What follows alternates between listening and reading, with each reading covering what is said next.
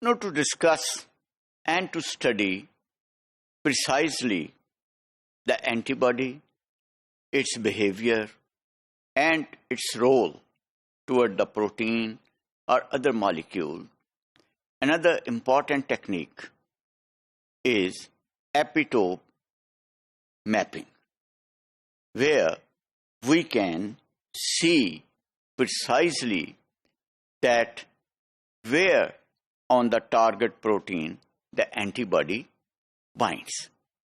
You see, when we put antibody and a protein together, it binds with the protein. But where it binds? So then we take the epitope mapping. With the help of epitope mapping, we will be able to establish that where on the target protein, on which site the antibody binds. And this is an important step towards studying the antibody-protein interaction. Now, the method works very well with new monoclonal antibodies. The new monoclonal antibodies which are produced, we want to establish that where they will bind to the protein, then we go to the epitope mapping. And where it may be necessary to know the precise epitope to which binding occurs, that where on which epitope the binding of the binding of the protein occurs. Now, there can be two types. One is the linear epitope, which is formed by amino acids lying adjacent to each other, and antibody binds to the structure they form. Now, the specific amino acid where they occur together in a specific way, then the antibody, it binds to the structure which they form during the protein formation, that is the linear.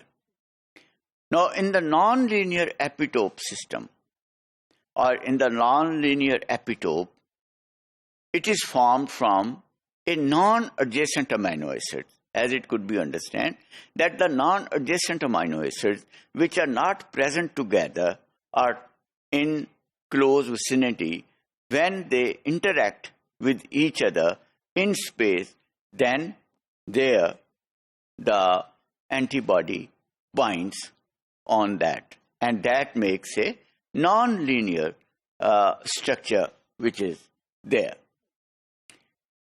Now, for epitope mapping, what we can do is that to carry out this epitope mapping, amino acid sequence of the target protein must be known. As you see, for the linear, we must know that which amino acids are present together in a sequence, or the non-linear, how they are scattered. So it means that before we proceed for epitope mapping, the amino acid sequence of a target protein for which we have prepared the monoclonal antibody should be known.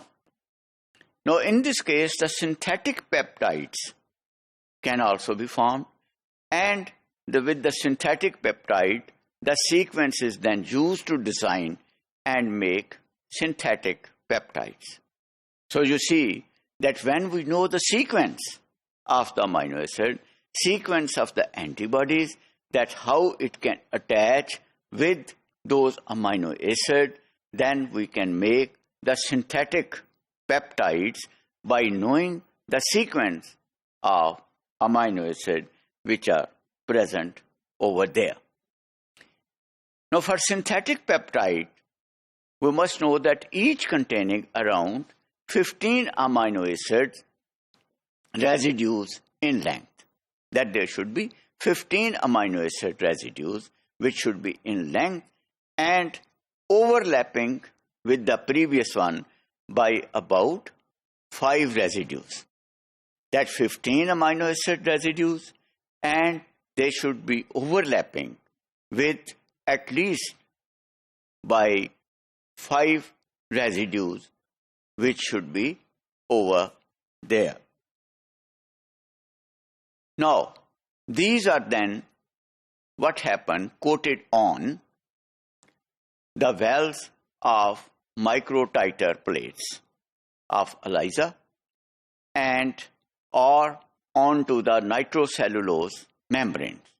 So what we can do, either we can coat them on a microtiter plate or we can put them on a nitrocellulose membrane, and then these membranes or microtiter plates, they are reacted with the antibody which we want to examine, and that is there. Now the reaction is visualized by using a secondary antibody enzyme which is conjugate and substrate. Remember, whenever we use ELISA or these things, we have to use a secondary antibody which is a conjugated enzyme and with a substrate which imparts the coloration to the reaction or the system.